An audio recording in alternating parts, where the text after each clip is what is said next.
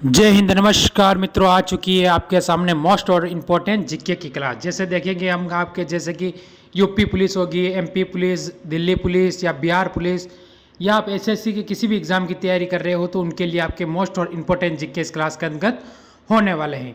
इस क्लास को आप आगे बढ़ने से पहले एक बार लाइक करके, शेयर करके, चैनल को सब्सक्राइब करके, बेल आइकन ऑन करके वीडियो को पूरा ज़रूर देख लेना। तो पहला क्वेश्चन देखते हैं क्या कहता है। किस मुगल बादशाह को जिंदा पीर कहा जाता था?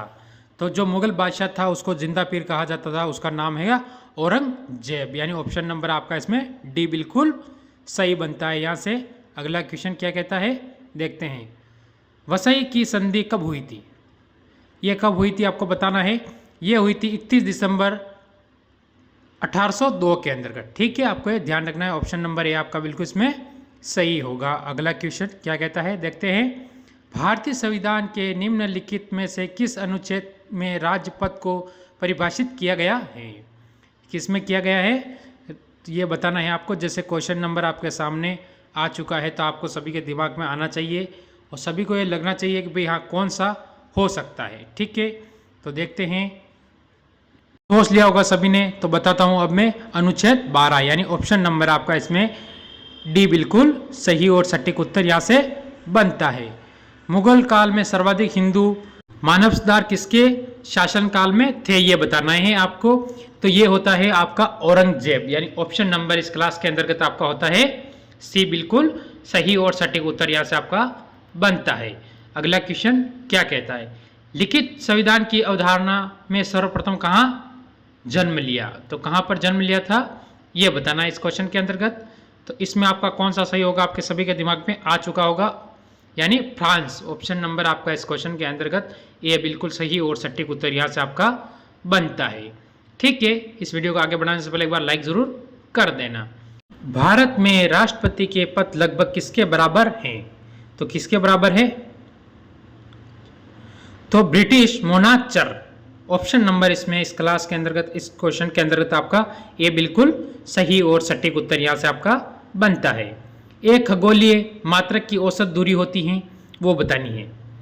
तो क्या होती है इसके अंतर्गत वो आप सभी के दिमाग में आ चुका होगा, क्योंकि सबसे नॉर्मल और सबसे हल्का क्वेश्चन कहा जा सकता है इसको।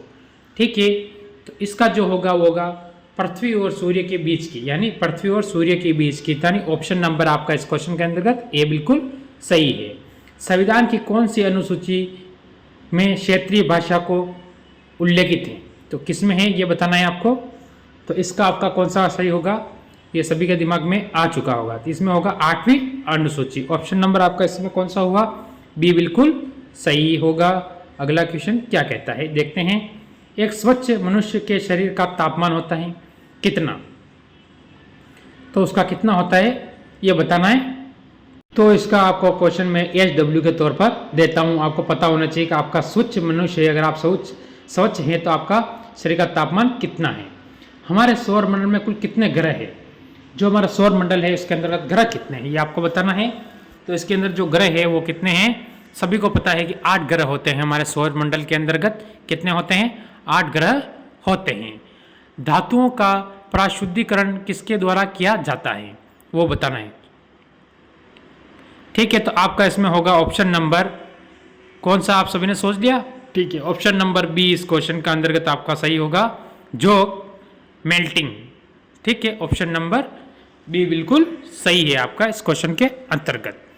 अगला क्वेश्चन क्या कहता है। निम्नलिखित में से किस महासागर की प्रमुख विशेषताएं प्रवाल भित्ति है? प्रवाल भित्ति किस महासागर की है ये बताना है। ये इसमें होगा आपका प्रशांत महासागर। ऑप्शन नंबर आपका बिल्कुल इस क्वेश्चन के अंतर्गत बी बिल्कुल सही होगा। ठीक है, अगला क्वेश्चन क्या कहता है देखते हैं। पनियाल व इरुला जनजातियाँ किस राज्य में निवास करती है ये आपको बताना है। तो आपका कौन सा सही होगा आपके सभी के दिमाग में मेरे हिसाब से आ चुका होगा। तो कौन सा राज्य वो है? केरल। कौन सा है? केरल राज्य। ठीक है, ऑप्शन नंबर सी इस क्वेश्चन का बिल्कुल सही और सटीक उत्तर यहाँ से बनता है। अगला क्वेश्चन।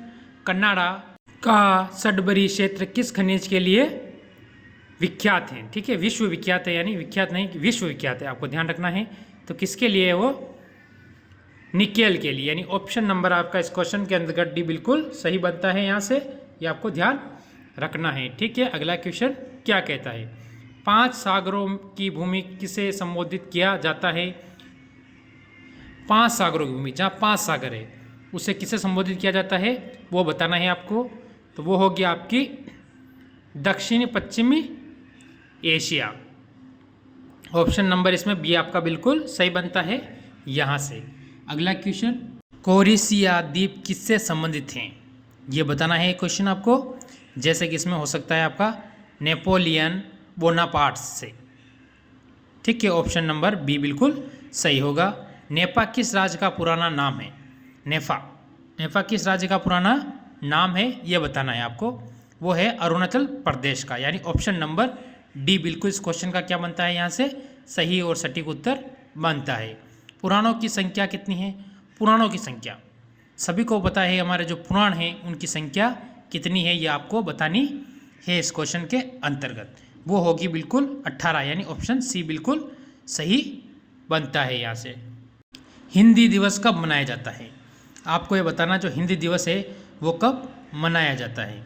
तो हिंदी दिवस 14 सितंबर को मनाया जाता है। कब मनाया जाता है? 14 सितंबर को हिंदी दिवस मनाया जाता है। ठीक है,